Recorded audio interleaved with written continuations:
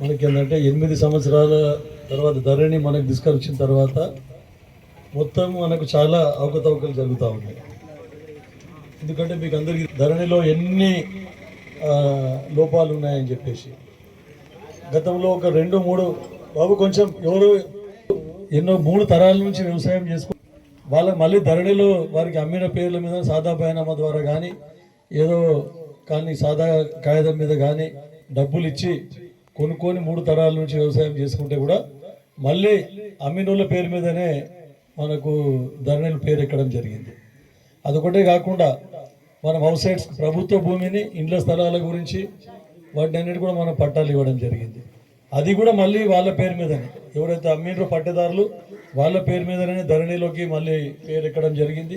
వాళ్ళు వచ్చి ఎవరైతే బడుగు బలహీన వర్గాలకు ఇండ్ల స్థలాలు పంపిణీ చేసినామో వచ్చి మా భూమి ఉన్నది ఇదని చెప్పేసి పోలీసులను పెట్టి దౌర్జన్యంగా వాళ్ళని ఖాళీ చేయించడం జరిగింది. ఇట్లాంటి అవకతవకలు ఎన్నో జరిగినాయి. ముఖ్యంగా కాస్తు కాలం తీసేయడం వలన చాలా నష్టపోవడం జరిగింది. ఎందుకంటే బీదోళ్ళు మనం గత ప్రభుత్వంలో మీకు అందరికీ తెలుసు ఇందిరాగాంధీ గారు ఫస్ట్ ఏదైతే ల్యాండ్ సీలింగ్ చట్టం తీసుకొని వచ్చిందో పెద్ద పెద్ద భూస్వాములకు 100 ఎకరాలు అప్పుడు దేశ్ముఖ్లు దేశపాండేలు వాళ్ళందరూ ఉంది. నిజాం ప్రభుత్వ పరిపాలన తర్వాత వారందరికీ 100,000 ఎకరాలు ఇవ్వడం జరిగింది. కానీ ఇందిరాగాంధీ గారు మీకు అందరికీ తెలుసు ఇది మనకు ల్యాండ్ సీలింగ్ యాక్ట్ తీసుకొని వచ్చి ప్రతి ఒక్కరికి కూడా బీదోళ్లకు 2 ఎకరాలు 5 ఎకరాలు భూ పంపిణీ చేసి దానికి మళ్ళీ బ్యాంకులు జాతీయం చేసి దాని ద్వారా మీకు లోన్ ఇచ్చి జీవనోపాధి కలిగే విధంగా బోర్లు వేపించి కరెంట్ ఇచ్చి ఇట్లాంటి కార్యక్రమాలు అప్పుడు చేపడితే గత ప్రభుత్వంలో ఉన్న ఏదైతే ల్యాండ్ ఇచ్చిందో మనము అసైన్ చేసి ఇచ్చిండో వాళ్ళకి వాన్ని కూడా మళ్ళీ గుంజుకొని పల్లె ప్రకృతి వనాలని డంపింగ్ యార్డ్ అని లేకుంటే శ్మశాన వాటికలని బలవంతంగా ఒక చట్టపరంగా వాళ్ళకి నోటీసులు ఇచ్చి వాళ్ళకు తగిన డబ్బులు ఇచ్చి లేదంటే వాళ్ళకి వేరే దగ్గర ల్యాండ్ చూపించి వాళ్ళకి తీసుకోవాల్సిన బాధ్యత ప్రభుత్వాన్ని. కానీ విచ్చలవిడిగా ఎక్కడ పడితే అక్కడ పోలీసులను పెట్టి దౌర్జన్యంగా ఖాళీ చేపించి ఆ భూములను ఆక్రమించి అవి ప్రభుత్వం మొత్తము పల్లె ప్రకృతి వనాలు శ్మశాన వాటికలు కట్టడం జరిగింది. ముఖ్యంగా శంకరంపేట మండలం మీకు అందరికీ తెలుసు రాణి శంకరమ్మ భూములు బినామీ వారసులను చేసుకొని వాళ్ళందరికీ పేరు మీద చాలామంది కాస్తులో ఉంటే కూడా వాళ్ళని తీసుకొని కొంతమంది అధికార పక్షానికి చెందిన నాయకులు వాళ్ళ పేరు మీదకి బినామీల పేరు మీదకి మార్చుకొని మళ్ళీ హైదరాబాద్ పార్టీలకు వాళ్ళకి ఎక్కువ ధరలకు అమ్మడం జరిగింది. కొన్ని చోట్ల గొడవలు కూడా జరిగినాయి. కబ్జాలకు పోతే వాళ్ళు రానియలేదు. ఎందుకంటే మా తాతల నుంచి మేము బతుకుతా ఉన్నాం, ఇక్కడ చిన్న కమ్మతాలు ఉన్నాయని చెప్పేసి వీటన్నిటికీ పరిష్కారం. తర్వాత ముఖ్యంగా ఇంకోటి మొన్న మా వీలొచ్చింది అగ్రికల్చర్ కమిషన్ కోదండ రెడ్డి గారు మనకు గాజులపాడు విలేజ్ అని కంటి మండలంలో ఒక రైతు ఆత్మహత్య చేసుకుంటే అక్కడికి రావడం జరిగింది. ఎందుకు ఆత్మహత్య చేసుకున్నారనంటే అక్కడ అప్పటి అధికార పక్ష నాయకులు అందరూ టీం తయారైపోయి మొత్తం ఒక సాదా బైనామా సృష్టించి వాళ్ళ పేరు మీద ఏదైతే ల్యాండ్ ఉన్నదో మొత్తం వీళ్ళు అమ్మినట్టు క్రియేట్ చేసింది. దాంట్లో పంచులు ఎవరంటే 6 మంది పంచులు ఉంది విట్నెస్లు. 6 మంది పంచులలో వాళ్ళు ఇద్దరేమో ఊరు బయట ఉంటారు, ఇద్దరేమో చచ్చిపోయారు. ఇక 2 ఊరోళ్ళు ఉన్నారు. వాళ్ళకి పిలిచి అడిగితే మాకు తెలియదు సార్, మా సంతకాలు పెట్టుకున్నారు, మేము పెట్టలేదు సంతకాలు అని చెప్పారు. అదే సాదా బయానామా ద్వారా అప్పుడు ఒక తహసీల్దార్ చాలా నోటెడ్, ఆ తహసీల్దార్ హయాంలో మొత్తం భ్రష్టు పట్టించేసాడు, కంటి మండలాన్నే భ్రష్టు పట్టించాడు, అన్ని అవకతవకలు చేసిపోయాడు. హైదరాబాద్లో కూర్చొని రాత్రి 12 గంటలకు మొత్తం సైట్ ఓపెన్ చేసి రిజిస్ట్రేషన్లు చేసిన దాఖలు. అప్పటి నాయకులు ఇటువంటి వాటికి అన్నిటికీ ప్రోత్సాహం ఇచ్చారు. నాయకులు బీదోళ్ళ భూములు కాపాడవలసిన నాయకులు వాళ్ళు అధికార యంత్రాంగాన్ని అక్రమంగా ఉపయోగించుకొని వారు మొత్తం భూములు కబ్జా పెట్టడం జరిగింది. మీకు అందరికి బాగా తెలుసు. అప్పటి మేము ఉన్నాం, ఇప్పుడు మేము అనుకుంటే కూడా మేము కబ్జా పెట్టుకోగలుగుతాం. కానీ మాకు మీరు ఓట్లు వేసినందుకు, మాకు అధికారం కట్టబెట్టినందుకు మేము మీ సంక్షేమం గురించి మీ భూములు ఎవరికి పోకుండా బాధ్యత మా ప్రభుత్వం మీద మా మీద ఉన్నదని చెప్పేసి మీకు అందరికి చెప్తా ఉంది. మా ముఖ్యమంత్రి రేవంత్ రెడ్డి గారు, తర్వాత పొంగిరెడ్డి శ్రీనివాస్ రెడ్డి గారు వీళ్ళందరూ కలిసి ఈ భూభారతి చట్టాన్ని ఎక్స్పర్ట్స్ ద్వారా మొత్తం క్షుణ్ణంగా పరిశీలించి దాన్ని అసెంబ్లీలో చట్టపరంగా పెట్టి పాస్ చేశారు.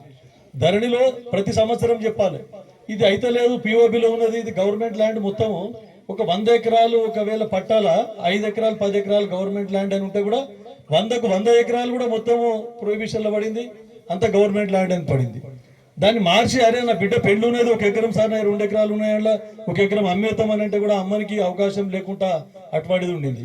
పోయి రెవెన్యూ డిపార్ట్మెంట్ వాళ్ళకి అడిగితే ఏం చేయాలి సార్, అది కాదు సార్, ఇప్పుడు మాడ్యూల్ లేదు సార్, మళ్ళీ గవర్నమెంట్ నుండి మాడ్యూల్ తయారై రావాలి, గవర్నమెంట్ నుంచి మాడ్యూల్ తయారై వస్తే అప్పుడు కానీ మేమేం చేయలేము సార్ అని చెప్పడం జరిగింది.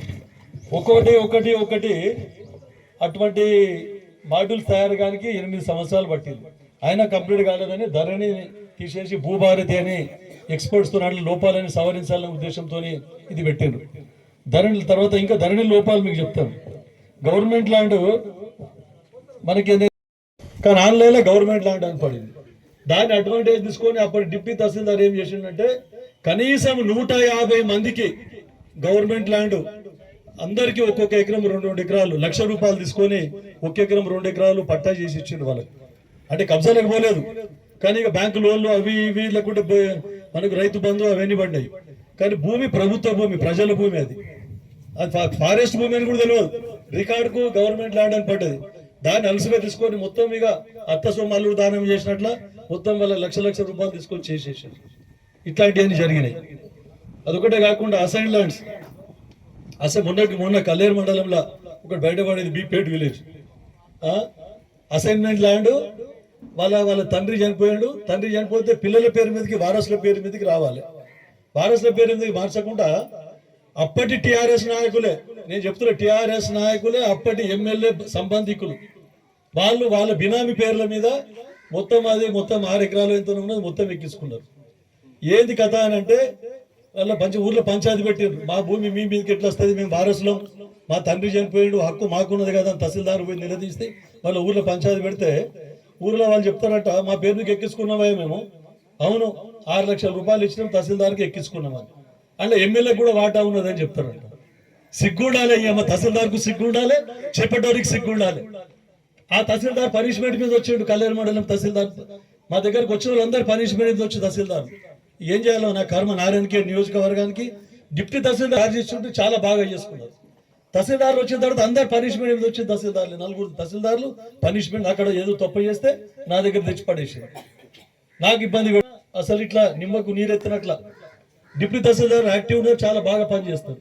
కలెక్టర్ గారికి అడిగితే సార్ మాకు ఖచ్చితంగా తహసీల్దార్కి ఆర్డర్కే ఇవ్వాలి, డిప్యూటీ తహసీల్దార్కి ఇవ్వడానికి వీల్లేదు అని చెప్పడం జరిగింది. గవర్నమెంట్ పనికి మీరు పోయినప్పుడు అధికారులు మీకు ఎవరైనా ₹1 అడిగితే డైరెక్ట్ గా నాకు ఫోన్ చేయండి అని మీకు చెప్తా ఉన్నా, ఛాలెంజ్ చేస్తా ఉన్నా. నేను మీకు మీ పని నేను చేపిస్తాను చెప్తా ఉన్నా. ఎవరికి ₹1 ఇవ్వవలసిన అవసరం లేదని చెప్తా ఉన్నా. మీకు పేరు వాడుకొని మొత్తం ఇది చేస్తా ఉన్నారు. ఎవరు మా కార్యకర్తలైనా సరే ఎవరు కూడా ఖర్చు అయినా ఏం చెప్పేసి అంటే కూడా నేను మా కార్యకర్తలకు స్ట్రిక్ట్ గా చెప్తా ఉన్నా. ఇచ్చేటప్పుడు భగవంతుడు ఎట్లా ఇస్తాడు, ఏదైనా సాయం ఉంటే నేను చేస్తాను మీకు అని చెప్తా ఉన్నా. కానీ ప్రజల దగ్గర ₹1 తీసుకోవద్దని చెప్తా ఉన్నా. ఇట్లాంటివి చేస్తా ఉన్నా. అదొక ధరణి ఎగ్జాంపుల్. ఏం చేసినట్టు మరి తహసీల్దార్ ఎందుకున్నట్టు కాపాడనుకున్నాడా, మరి ఎందుకున్నారు చెప్పు నాకు. ఇక ఇంకోటి అది కూడా పట్టాల అని కూడా పిఓపిలో పడ్డదని నేను మీకు ఆల్రెడీ చెప్పిన. ఇట్లాంటివి చాలా ఉన్నాయని చెప్పేసి మీకు చెప్తా ఉన్నాను. మొన్న అది బయటపడడం వల్ల ఆయన రైతు ఆత్మహత్య చేసుకోవడం వల్ల వాళ్ళ కుటుంబీకులందరూ కంప్లైంట్ ఇస్తే కోదండ రెడ్డి గారు వచ్చి ఎంక్వైరీ కండక్ట్ చేసిన కమిషన్, అగ్రికల్చర్ కమిషన్, రైతు సంక్షేమ కమిషన్. సో అటువంటి మళ్ళీ 6 బయటపడ్డాయి. అదే గాజులపాడు విలేజ్ లో 6 అప్పటి నాయకులు, అప్పటి అధికార పక్ష నాయకులు మొత్తము హైదరాబాద్ వాళ్ళకి అమ్మేసుకున్నారు. వీళ్ళకి తెలియదు ఈ భూములు వాళ్ళ మీద పట్టా అయిపోయినాయి. హైదరాబాద్ లో కూర్చొని ఆడ పట్టా చేసుకున్నారు. కాబట్టి ఇటువంటి అన్ని లొసుగులన్నీ మొత్తము అరికట్టి మొత్తం ఈ ప్రభుత్వం మొత్తము పారదర్శకంగా. కర్ణాటకలో పోండి మీరు, రిజిస్ట్రేషన్ ఒక 3 నెలలు 4 నెలలు లేట్ అవుతుంది, కానీ సర్వే చేసిన తర్వాతనే మనకు రిజిస్ట్రేషన్ అవుతుంది. అప్పటిదాకా మొత్తం నోటీసులు ఇచ్చి సర్వే చేస్తున్నారు. కాబట్టి అది కూడా అక్షాంశ రేఖాంశాల ద్వారా, శాటిలైట్ ద్వారా సర్వే. ఎవరి భూమి మనం మీకు గెట్లు ఉంటాయి, గెట్లు వాతాం, మనం గెట్లు వాతాగానే వాడు వచ్చి పక్కోడు వచ్చి వీడు హైదరాబాద్లో ఉంటాడు, పక్కోడు వచ్చి మొత్తం దున్నేస్తాడు. దున్నేసి ఆడు చూసినాకల్లా గెట్లు ఉంటాయి. అరే మొన్న సర్వే చేయించినాను, రాళ్ళు బాతకపోయినా ఎక్కడ పోయినాయి అంటే ఎవరి బలం ఉంటే వాడు దౌర్జన్యంతో రాళ్ళు వీకేసేసి తర్వాత వాడు దున్నుకుంటున్నాడు.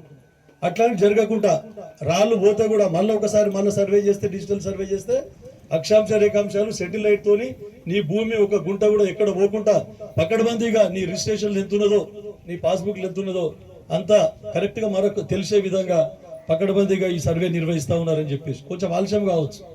అప్పుడు ఏ పంచాయతీ ఉన్నా గట్టి పంచాయతీ ఉంటే ఇప్పుడే సాల్వ్ అయిపోతాయి. ఎంతో మంది అన్నదమ్ముల పంచాయతీ ఉన్నది ఇప్పుడు. అప్పుడు ఏం చేసిండ్రు, అన్నదమ్ములకు వంచిండ్రు.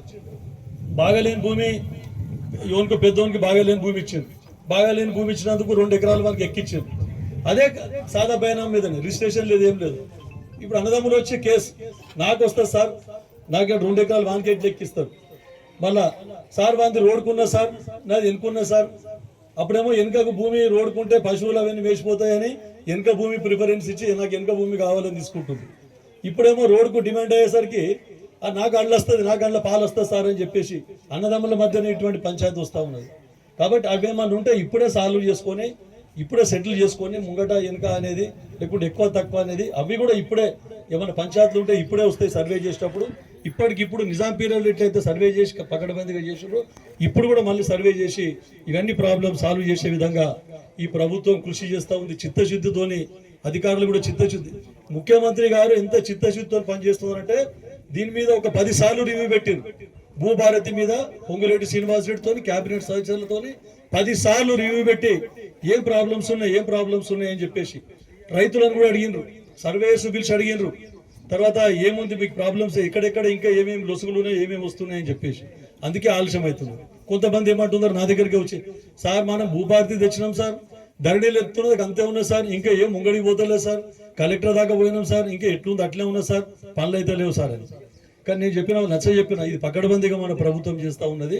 కొంచెం ఆలస్యమైనా సరే ఖచ్చితంగా మనకు అన్ని కూడా సమస్యలు తీరుతాయి అని చెప్పేసి చెప్పడం జరిగింది. అందుకే మీ రైతులకు కూడా కోరుకునేది ఏంటంటే అధికారులకు సహకారం తీసుకొని ఇప్పుడు ఏంటంటే పైలట్ ప్రాజెక్టుల కింద కమలాపూర్ ఒకటి ఇదొకటి చేపట్టడం జరిగిందో అట్లే మీరు ఇవన్నీ తర్వాత అన్ని గ్రామాలు కూడా సర్వే చేపట్టడం జరుగుతుంది. సరే ఈ ప్రభుత్వం పీరియడ్ ఉంటుందా పోతుందా అయిపోతుంది తర్వాత సంగతి, కానీ పకడ్బందీగా రైతులకు కావాలనే ఉద్దేశంతో చట్టం చేయడం జరిగింది. అధికారులకు సలహాలు సూచనలు ఇవ్వడం జరిగింది.